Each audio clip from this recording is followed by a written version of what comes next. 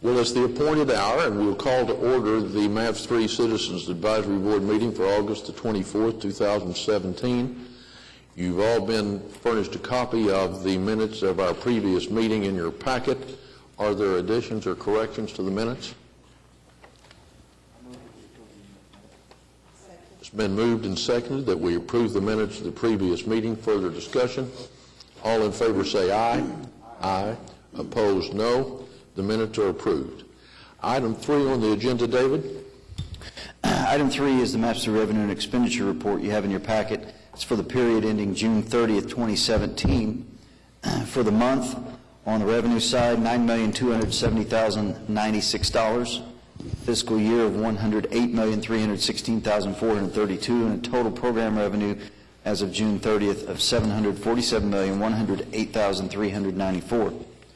On the expenditure side, you'll see $25,111,855 for the month. Fiscal year $110,521,026, and total expenditures as of June 30th of $316,718,326.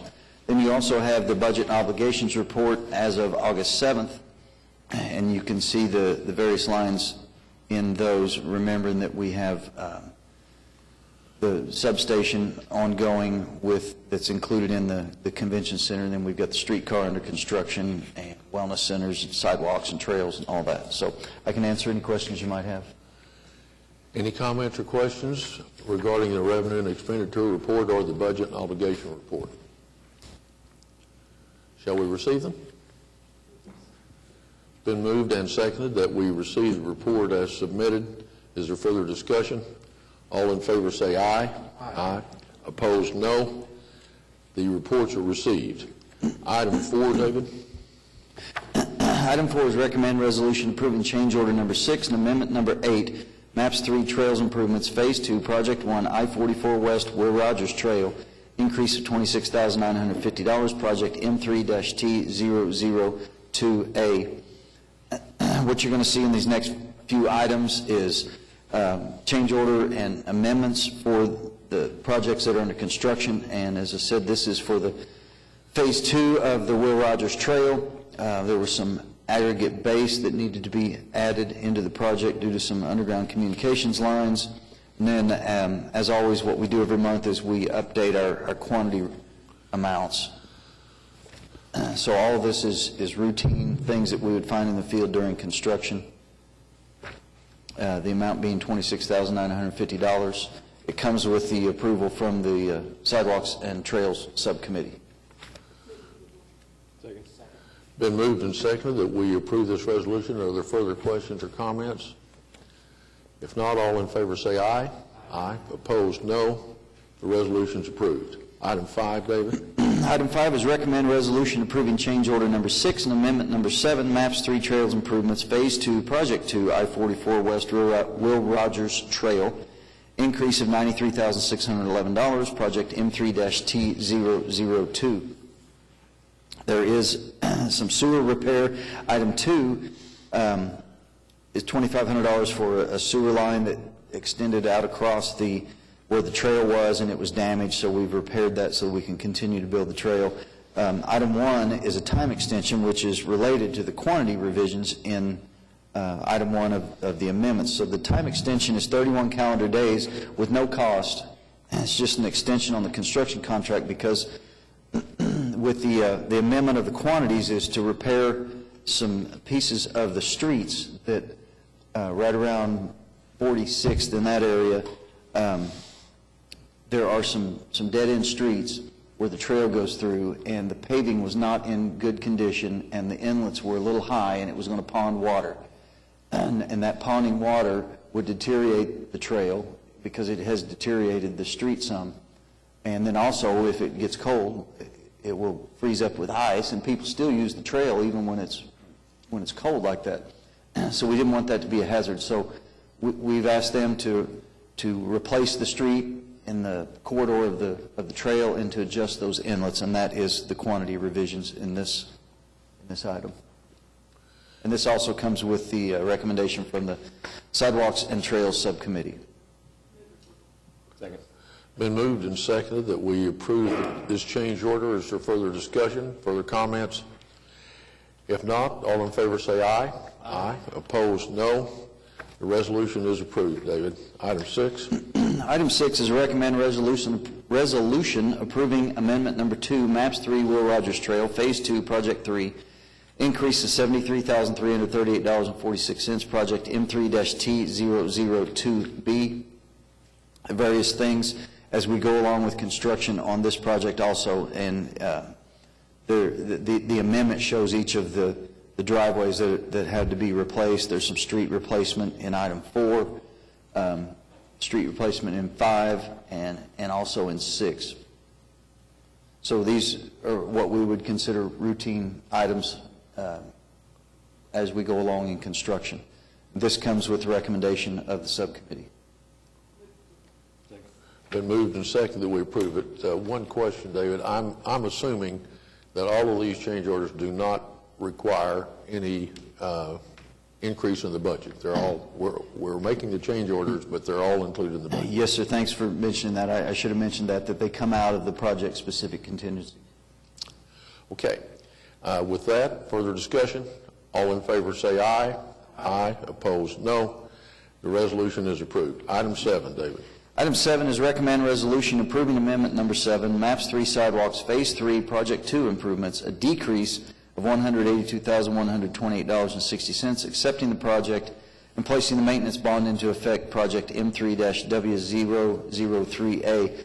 So this is a final acceptance on Project 2 of Phase 3 for the sidewalks, and the amendment is where we do the final reconciliation of the quantities, and we go through and verify what was used by the contractor. And in this case, we get a credit of $182,000. That will go back into the accounting for the sidewalks, and we will eventually use that to build more sidewalks. And this comes with the approval of the subcommittee. I just wanted to make sure that the councilman noticed that we sometimes have a decrease in the budget as well as increases. We're not just doing that because you're here. That happens all the time. All right, further discussion? All in favor say aye. Aye. Opposed, no. The resolution is approved. Item 8, David.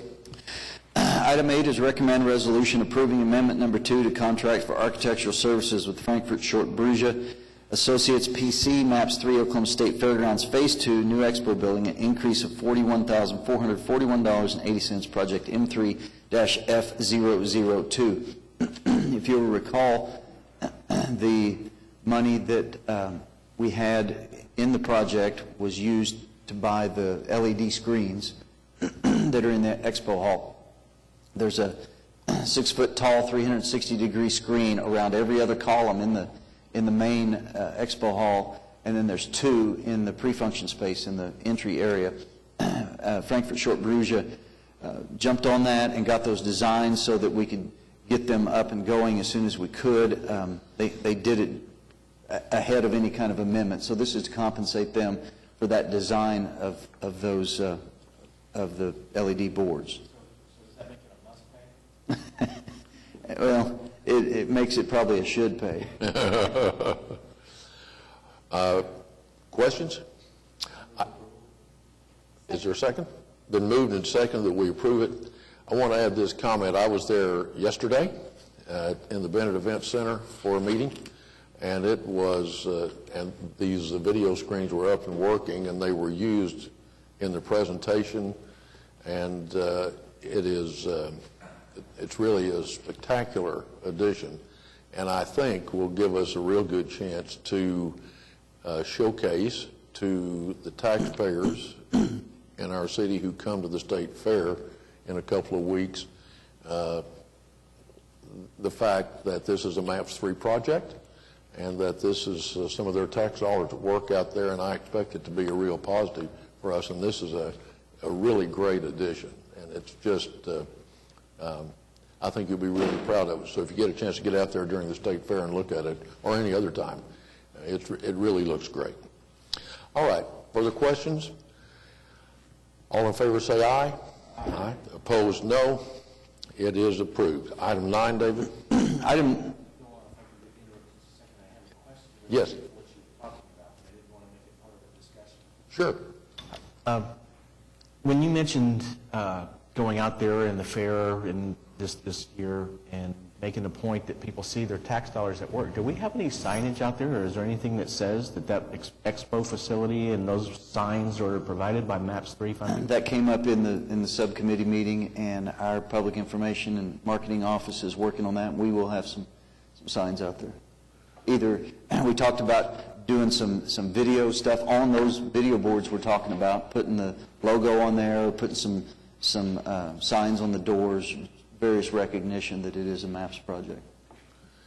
Yeah, Zane, there was a discussion about that at the Fairgrounds Subcommittee meeting, and I talked to Tim about it yesterday as well, and I think it's a really great chance, and David and his staff are right on top of it, so I think it's a good idea. All right. Are we ready for item 9, David? Yes, sir. Item 9 is recommend resolution approving change order number 26, MAPS 3, Oklahoma State Fairgrounds Phase 2 New Expo Building, a decrease of $17,166.66, project M3-F002. Get to the right page here. Another decrease. Yes, sir. Exactly. There was restroom signs that were put in the facility. They are brushed aluminum, and they're flat, and they didn't have any real contrast, so from a distance they were hard to tell what they were. So two things were done to these restroom signs, and that is that there was some contrast put to the universal symbol on there so that you can see it better, and then also a blade sign was mounted at 90 degrees, so if you're against the wall and you're looking for restrooms, you couldn't see them because they were flush mounted, so we've added those. Then there's some plumbing ventilation modifications. The plumbing was done to code. It was all done as appropriate, but it was stubbed up right by the air intake, so the odors that were coming out of the plumbing fixtures was going right into the intake of the heat and air system. So we've extended, or we will extend those above that to eliminate those odors. And then high voltage circuit credit, there was some work that was included twice in some change orders, and we've discovered that, and this is to take that out. So as you said, ultimately we get a decrease of $17,166.66. And this comes with the approval from the subcommittee. Move for approval. Been moved and seconded that we approve the resolution. Further discussion? All in favor say aye. Aye. Opposed, no. It is adopted. Item 10, David. Item 10 is recommend resolution accepting the MAPS 3 Oklahoma State Fairgrounds Expo Building LED video display column wrap interior signage project and placing the maintenance bond into effect, project M3-F002E. So this is the project that we were just discussing, the signs. It has been completed. It's been accepted by the fairgrounds as final and by our staff and the architect. So we recommend that we approve this as final and put the maintenance bond in effect. And this comes with the recommendation from the subcommittee. Shall we approve it? Second. Been moved and seconded that we approve the resolution. Further discussion? All in favor say aye. Aye. Opposed, no. The resolution is approved. Item 11, David. Item 11 is recommend resolution approving change order number 6, MAPS 3 streetcar storage and maintenance facility, increase of $8,022, project M3-S006.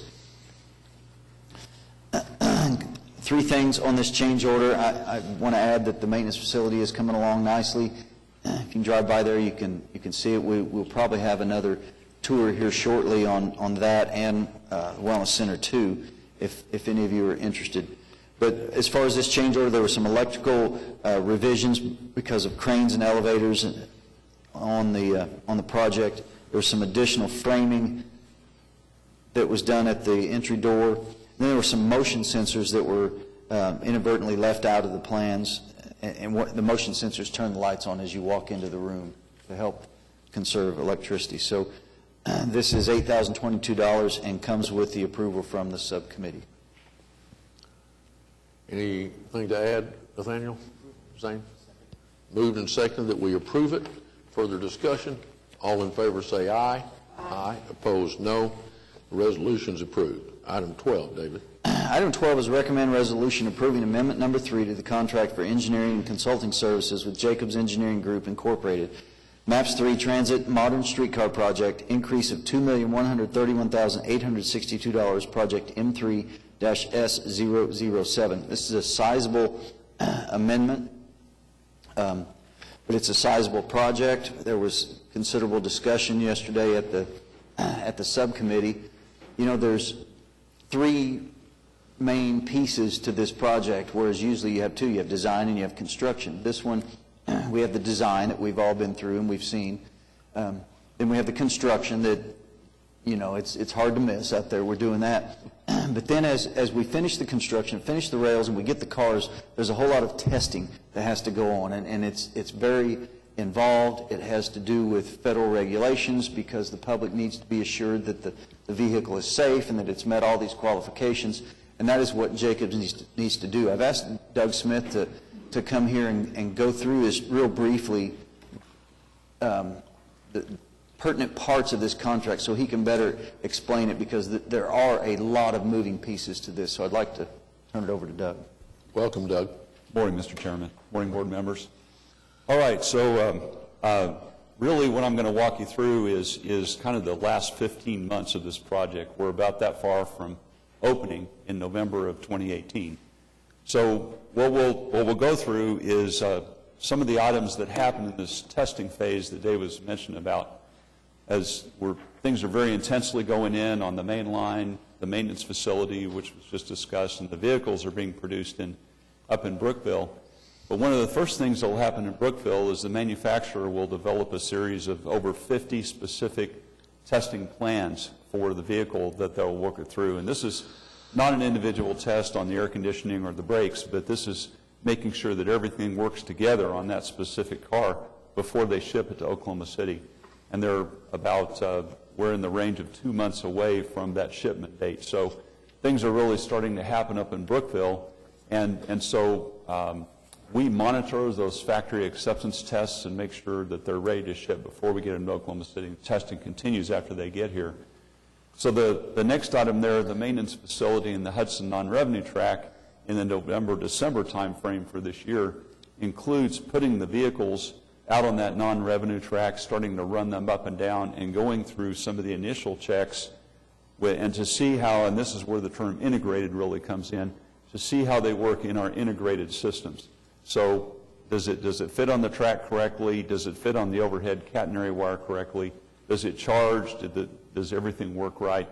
And also tying it in with the building. So the maintenance facility systems, does that all tie together? The mainline track, does it work correctly? We have traction power substation number 6 down at that maintenance facility. So does that work correctly with the overhead contact system and so on? And so that we have different contractors putting these things together. You know, we have a contract for vehicles, for buildings, for track, and they all have to integrate. And so that's what this effort really is all about. And then when we get into next March and we get our track done to the point where we can start opening our Bricktown Loop for testing, then we go into another wave to run the vehicles out there, and we can do more tests because we can run them a longer distance now and put them through more conditions. And we don't have any platforms on the non-revenue track, but we have the platforms in the Bricktown Loop, so we can make sure they match up and they level correctly. We have more integrated systems at the maintenance facility that we can check. And of course, that section of the track, traction power substations, there are 2 more, number 1 and number 5, that can be tested, and of course that overhead contact system in the Bricktown Loop. Then finally, when we get to the Midtown Loop in August through November of 18 through opening, then we add some additional tests. For example, on 4th Street, we have the hill, going up the hill, and so we can test the motors and how well they do with that grade. We can test the braking systems and so on. So those are the final wave of tests, and 3 more traction power substations in final performance. So this is really the 15-month series that we go through. And this is all very necessary because this whole thing will ultimately need to be approved by the FTA. And the FTA will have to issue a certificate that says you are approved to open for revenue service. And everything has to start getting into alignment for that to happen. And then The ODOT's State Safety Office, or the SSO, is FTA's representative here in Oklahoma. So this is the first rail transit system that they will have approved in the state, and they're newly staffed, and the FTA will watch closely, and they've already hired a consultant to go through the audit procedures and watch over this. So they will monitor and audit, they will approve for revenue service, and that role at the SSO in the state of Oklahoma has been expanding. And of course, we're unfortunately the test case for them. But that just means we need to be ready and give them everything they need. So we have created a rail activation committee, which will supervise the development of a rail activation plan. And this plan answers all the questions about who does what and when, and all the different certifications that need to be done, the signatures, the paperwork, all that. So the committee watches over that. It includes representatives from MAP staff, Embark, obviously, our Jacobs team, our AECOM team, SOJ, Herzog Stacy Woodbeck, our mainline contractor, WIN, the building contractor, and the Herzog operations group, which is under contract with Embark. So all those folks sit in a room. We actually had a monthly meeting yesterday, and I think there were about 20 people in the room. So we talked through all these elements and what's going to happen. And under this is this integrated systems testing, which is part of the Rail Activation Committee. And there's an integrated systems testing plan that's developed that talks about all the safety procedures are written and they're signed off. They have what we call certified elements lists that get signed off on every component. A lot of it's on the vehicles, but we have things that get signed off on the building, on the main line, and so there's just checks everywhere you can imagine. And so these all go into confirming the certifiable elements and integrated testing and that they're complete. And then that's all gets documented. And so from the FTA and SSO part of it, it's essential. They have to be able to see that everything's documented, everything's signed off, and we'll keep it in hard copy and electronic, and it will get audited. So the FTA will probably audit it. The SSO will have ongoing audits. In fact, they really started that a couple of weeks ago because they went up to Brookville to actually observe the vehicles in construction in various phases. We have 6 vehicles that are now in the production line in Brookville. A couple of them are looking really complete, and they're going through, Brookville is going, and they're turning on the lights and turning on the air conditioners and making sure that everything works. We haven't gone through the acceptance testing, but ODOT got to see all that. They sent 2 people to Brookville to see all that. So they're preparing, and they're coming alongside us and trying to understand everything that's happening because, as I mentioned, they have to be able to show FTA that they know what's going on and ready to approve it. So with that whole background, now it comes to the item that's on your agenda. So what we did is we prepared a scope of work. This is really 3 years in the making because this whole process of the federal approval and the state approval and how it meshed up with our project and the phase testing that we were going to be able to do. So we pulled that all together to respond to that. And so there are a few other things in here, and I wanted to show you this list to break down this amount for you, maybe help understand a little better. First of all, the vehicle number 7, production management. Now, vehicle number 7 is something that was added as something that we had the ability to do later in the project. It's going to be produced next year in Brookville. It's not on the same production cycle, and so we have to dedicate a special inspection effort to that in 2018. So we had an additional fee request for that. And as our mainline contractor, Herzog Stacy Woodbeck, has done the work, they keep adding more time to their work schedule. So you probably noticed how much is going on, but they are basically a 7-day-a-week operation and 3 to 4 nights a week. So the project almost never sleeps. And we've had to apply inspection staff to be able to do that. We had an assumption about the number of inspectors that we were going to have on the job, and we had to add an inspector to our field crew to be able to keep up with the speed this contractor's going. Now, we don't want to tell them to slow down. We like what they're doing, but it's been hard for us to staff it, and so that request is for that additional inspector. Then the track work coordination, we have had some delays with our track work supply. We're working it into the schedule. We're not foreseeing any problems at this time, but it has required some special mitigations and a lot of coordinations with other projects such as the ODOT Boulevard project and how this all meshes together. So there was some additional time there that we hadn't anticipated. On the main line, there's a list of smaller things that we've had to adjust the design because of things that we found that we didn't know would be there. When we went over the canal bridge in Bricktown and we took the pavement off, we found some elevations there that we didn't expect. We had to adjust the elevations of the rail to work our way over there. Unfortunately, that's in now, but these are just some things that we've had to spend some extra time on and requested some additional fee for that. Then the next two items really get into what I was talking about the level of testing that we're having to do. So the integrated system testings plan, it's a lot of time, and you see the fee there for that. And then the rail activation committee and plan, this is basically helping conduct these meetings, doing all the document control, make sure it's ready for audit.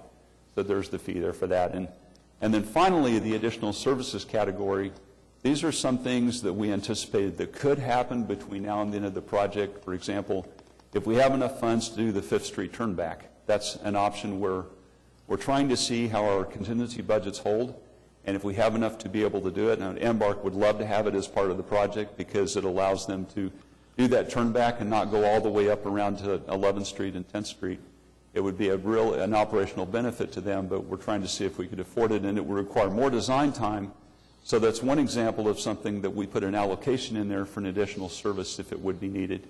And what we're trying to do is bring to you an amendment that's going to take care of us until the end of opening. So that was the full package today. So that's how it breaks down, and I guess without any further discussion, I'll open it for questions. Questions? Michael? Would the 255 for the additional services, would that cover all of the costs associated with that turnback? The estimated fee for that turnback is just a small part of the 255. There's a list of things that we provided the MAP staff with where they were just budget estimates of things that could come up. Other questions? I can provide some commentary from the subcommittee level. So we approved this yesterday. We were not unanimous. We did have one different opinion, and I think I can represent that for the benefit of the group here. It wasn't that we were opposed to any particular amount. I have no idea how much an integrated system testing plan should cost, but we were just a little bit surprised by it's a large number, right? I mean, we're kind of in the phase where we're approving change orders and things that are pretty menial, so this is a large number. We actually didn't have quite as much of this information yesterday, and so we asked for this for the benefit of this group. What you're seeing now is some more detail. And as a percent increase from what we were expecting engineering to cost, it's appreciable. It's warranted some scrutiny. But ADG and Mike Mize, obviously you saw the same thing, and Mike may want to make these comments, but something that he shared with us was ADG looked at the cost of A&E services as a percentage of the total project, just to get a sense of, gosh, is this a lot? Is this too much? And found that other streetcar projects, 13.5% to 18% of the total streetcar project was for A&E services, whereas we're looking at about 12%. So that's kind of a gut check to say, is this within the realm of what's reasonable? And the answer was a resounding yes. I kind of look at it as, you measure twice, cut once. So you have really good, A&E services, so that way you build it right the first time. And I think we're seeing that. Construction's going very well, knock on wood, and that's a result of those services. So after that discussion, we obviously ended up approving this to go forward with the understanding that this is the last of the needs for these costs, and also just really that when we started this years ago, we didn't really fully appreciate the testing process, the federal requirements, And other cities do that internally, so you don't see that reflected in the A&E cost. We don't have an internal, we haven't done this before as a city, so we don't have kind of the internal bandwidth to do the federal requirements. So that's why you're seeing that as an additional cost. But I feel comfortable once we have those conversations and really understand that there's a lot of scrutiny. Poor Wayne Corville, he had to do about 3 months of very thorough analysis on these numbers, and rest assured that this was needed and accurate and within what's expected for this type of work. So with that, we approved it, and I certainly will make a motion to approve, but I'll pause to see if there's any other questions for this item. All right. Sue, you had a question? I do. So, Nate, what happens once we get, obviously, I guess Vehicle 7 will be included in the testing, but then what next? So who takes over then, and do we own as in the process and the ability to, as we lay additional track and get it all the way out to Northwest Expressway or Mercy Hospital somewhere? Yeah, that would be a whole new process. But what happens with this is once they certify everything and get the letters from FTA and everything that we need to operate the system, it'll be handed over to Embark, and they'll have to do annual reports and keep all these records. It's very extensive of what they have to keep because of the way it's regulated. But if there's any additional track added on, we'll have to go through some of this process, not necessarily certifying the cars, but certainly for the additional track. So I guess maybe the bottom line of my question is, it seems to me that it eventually needs to be an Embark. Right. This is Arm. This is the process to get it from construction to operations. Once it goes into operations, then it becomes Embark's process and what they'll have to do to continue with the records that they'll have to keep for FTA and for the state. And so is someone from Embark part of this and becoming certified? Oh, there's and all more that? than someone. I'm Yes, sure there's a lot of people. They've hired an operator, and they've got people. I think I heard yesterday they're looking at hiring 35 people somewhere in that area. This is a big deal. A lot of people involved with the maintenance and the operations and the drivers and the management and all that. Well, I appreciate the detail to this at this point. I think we have to go, I mean, it's a learning curve. One thing I do want to make sure that this group knows is that this does exceed our line item for the A&E item, so we did have to go to contingency for $156,000. We've got $4.5 million in there. But of the streetcar contingency. Right, not of the amount. streetcar contingency, project contingency, thank you. So I just want to make sure everybody was aware of that. Michael? Nathaniel, do we know of any other streetcar operations in whatever city that have had any serious issues, malfunctions, accidents, or what have you? I'm not aware of any. You mean like mechanical or safety? Well, I mean, things break down certainly, but I haven't heard any kind of safety issues. I'm sure if you were to Google around enough, you'd find somebody who, something's run into something at some point. But no, I'm not aware of any kind of these like systematic failures of, gosh, why didn't we know that? Because there's a lot of regulation on top of this, and Well, I think the reason why you don't know of that is because of this process that the state and the federal government make us go through to get it to a point where it's safe. And that's exactly what I was going to add. The systems engineering plans and the test plans all are in place to try to prevent that from happening. And from the other systems, I think ADG, Mike, can confirm that we went to the other cities that had the streetcar systems, confirm that they were required to do the same process. And it's from my experience working on federal projects, systems engineering plan and test plans, this is well within the cost, in some cases significantly lower than what I have to do. Doug, I have a question, just an informational question for you. you continually refer to the fact that before we begin revenue service, we have to meet these standards. Does that imply that if this was not revenue service, the standards would be different? For example, if we I'm decide not to trying to understand your question. Why wouldn't you go to revenue service? That's fine. I think he's referring to the part on Hudson that you referred to as non-revenue track. Yeah, or I'm even thinking about if we take this to the airport someday and decide to do it without revenue, would the standards be different? Well, my understanding of the term revenue service, you could actually have a fareless system, a free system. Is that what you're getting at? Yeah, I mean, if someday some council decided not to charge for this, is there a whole different set of standards for it? Is think it the revenue that makes it the standard so tough? No, let me add to that. This is the federal requirement, and it's because you're carrying passengers. It doesn't make any difference whether it's for fee or not. Okay, that's all I need to know. Yeah, revenue service as in it's commercial and it has passengers, not as in, so it could be a free system that no citizens pay for, but as long as the citizen's getting on the car, then it's considered revenue service. Almost more like saying commercial service. That's all I wanted to know. So, quick example, Kansas City, right? Yes. They're free, you know, Yes, that's what I knew. and they've had to do all this.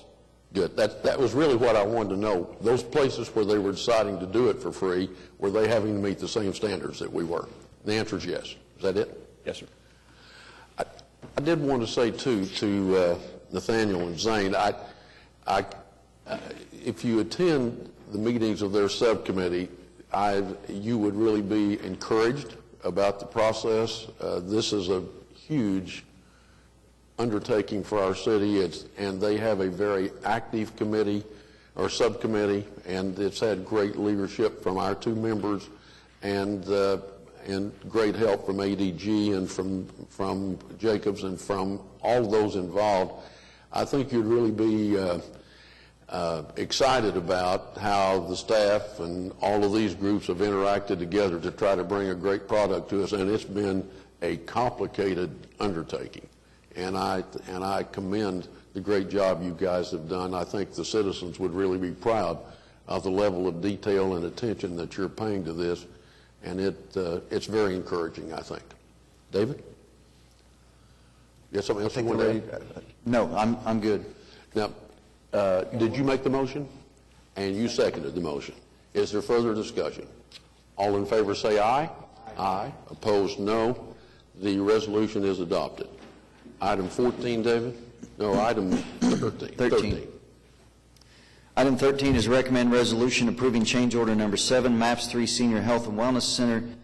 Number 2, increase of $5,737, project M3-H003. To my place here. This is a project that is under construction. There's 4 items on this change order. There's some millwork that had to be adjusted because of the demonstration kitchen or the residential double oven that was purchased in there. And then there were some exhaust hood switches that were left out of the plans. The location of the switches were shown, and the conduit and everything is just the actual switches weren't called out in there. There's an alarm contact that was left out, $1,000 for that. And then number 4 is sandstone for the monument.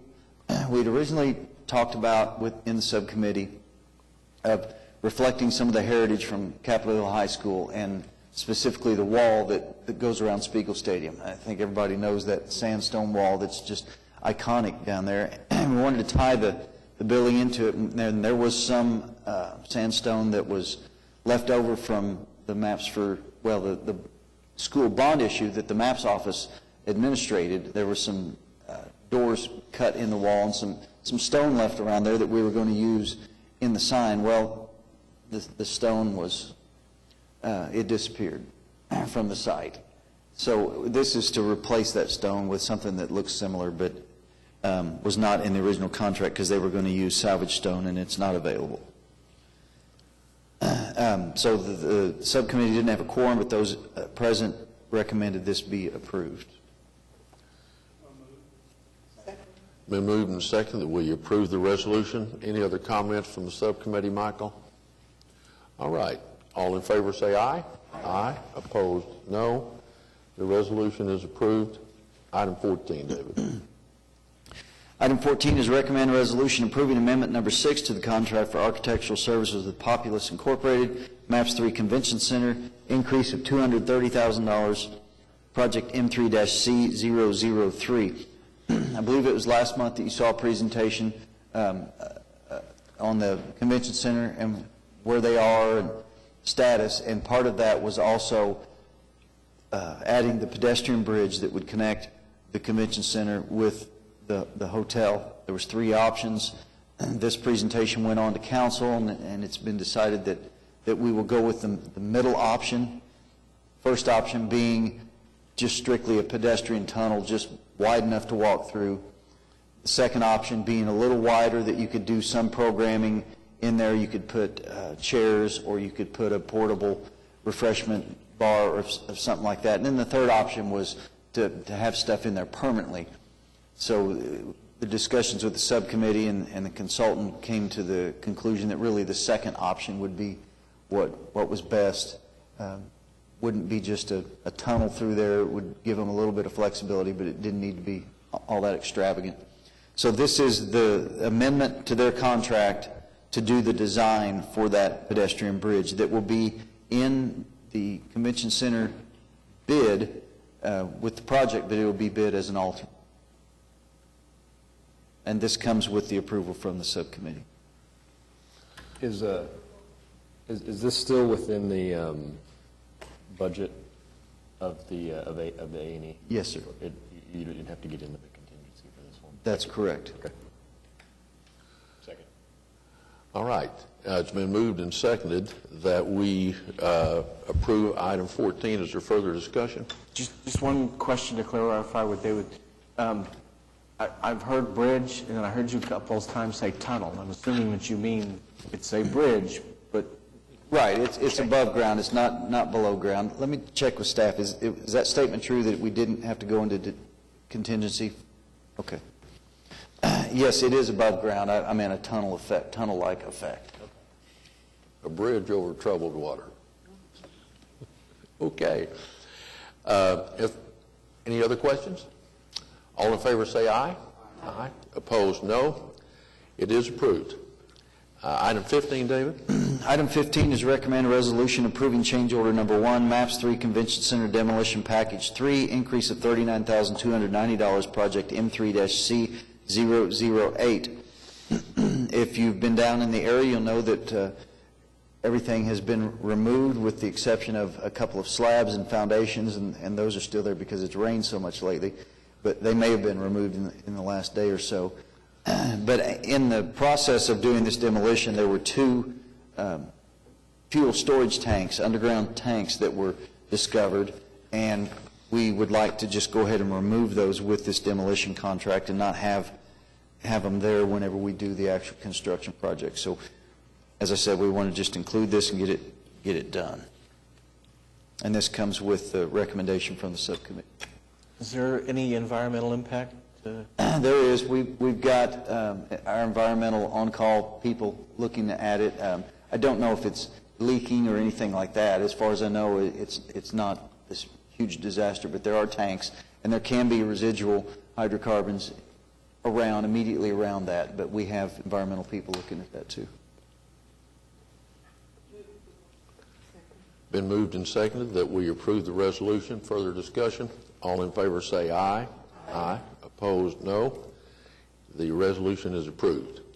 That brings us to item number 16 on the agenda for new business. Any new business from anyone?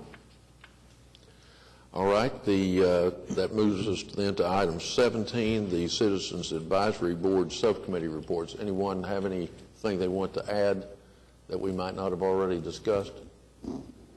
Dee, everything all right at the river? I did want to say that Mike Knapp did a kind of a video of the river and did it from a drone, and it's had like over 2 million hits. So that's certainly worth looking at. So that's really great. I'm going to give Sue a chance to comment on this too, but I want to bring you a brief additional report from the Convention Center Subcommittee. One of the things that we've all been paying attention to is getting the final design, getting out for bids at the end of the year, and hoping that there won't be any surprises since this is our biggest project. And we met this month.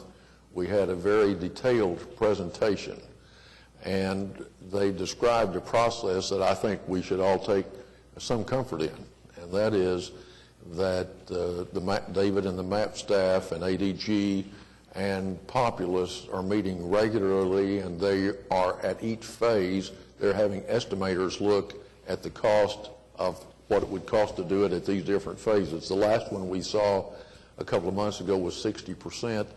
August, they think that they will have 95% of the final design plans. ADG hires an independent estimator, and Populous has a second independent estimator. They try to determine what they think the bids might be based on two different systems, processes of trying to predict that. And I left the meeting, and I'll let Sue speak for herself. I left the meeting feeling really good that we're on top of how the final design plans are going, and that people are looking at that carefully, and that we will, on this final and largest bid project, that we would not, there's every reason to think there won't be any major surprises. And I think that's really been a great thing that David and ADG and Populous have worked together on, to monitor this as we go along so that we are not faced with huge surprises at the end of the process. And I think we all left there, or at least I left there, feeling pretty good about how this is going and comfortable that we're gonna be somewhere in the money on this. Sue, I'll give you the chance to add anything you want to. I might add that the degree that Populous is looking at things and helping us identify some alternatives so that we can come in budget-wise, but also have a plan for those additional pieces as we're able to put them back in. I was encouraged by that, and the committee's got some work to do as we go forward. We're going to be making some important decisions, but yeah, it's really going to be a nice facility. We will be so proud. Yeah, just to underscore that, they are definitely, I guess we're going to have, the way it's described now, 4 bid alternates that are within the construction of the project itself, and 4 bid alternates that would be kind of external additions that relate to the street and the streetscape and the item that we talked about. So I think they're looking at it in a very rational way, and we will have choices to make when we get the final design plans done and the bids go out. I mean, it goes out for bids. So I'm taking a lot of comfort from the process that's being engaged here to make sure that we're going to bring this home within the money. All right. Anybody else want to talk about a subcommittee meeting?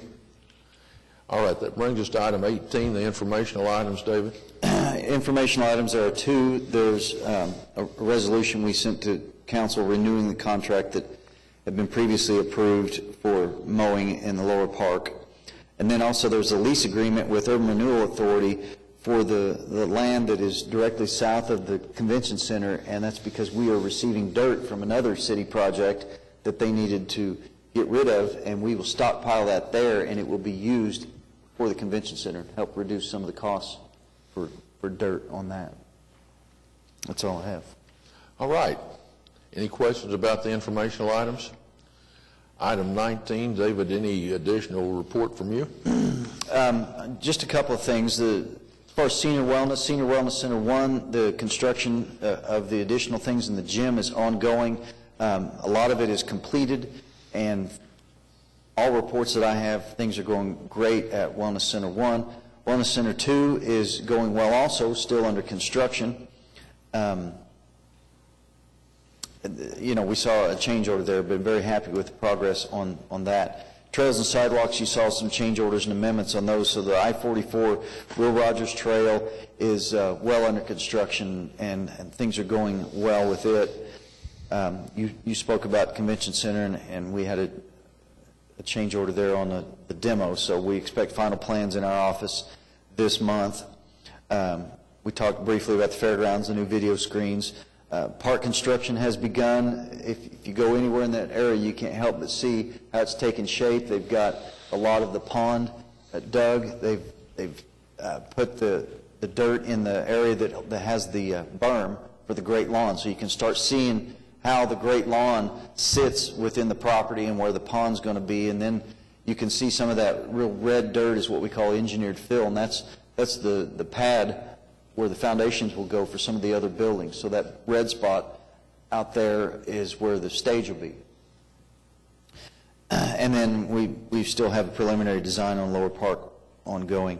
And then we talked about streetcar to quite some length today. Would just like to thank everybody, the citizens and the business owners and everybody for putting up with us. But Kristen from ADG has been in constant contact with everybody down there and trying to make it the least impact that we can. I think things are going good with that. All right then. Item 20, any board members have comments or questions they'd like to ask? Anything else from the staff, David? No, sir. Carol? Mike? I heard a rumor that someone has a birthday today, and that might be you. I've had a lot of them, Mike. Just wanted everyone to understand that today was your birthday and wish you happy birthday. Thank you. Thank you. Thank you. And for those of us who are old enough to remember, I think Jack Benny would have been celebrating this birthday 40 times. Yeah. Is that right? That's about right. That's about right, yeah. Well, there's nothing, no better blessing than celebrating your birthday with your friends and colleagues, and I'm delighted to be here with you today. This is also a chance for any citizens that are here to comment. Seeing none, Nathaniel has moved that we adjourn, and Dee has seconded it. Is there further discussion?